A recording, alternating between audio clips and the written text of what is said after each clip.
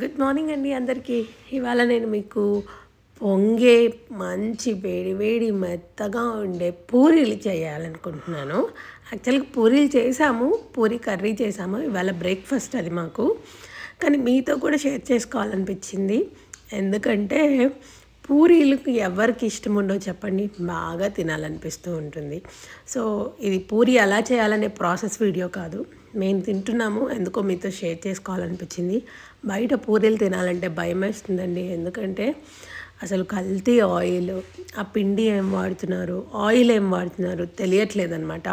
So అది తింటే ఖచ్చితంగా ఫుడ్ పాయిజన్ అవ్వడమో హెల్త్ పాడవడమో జరుగుతుంది.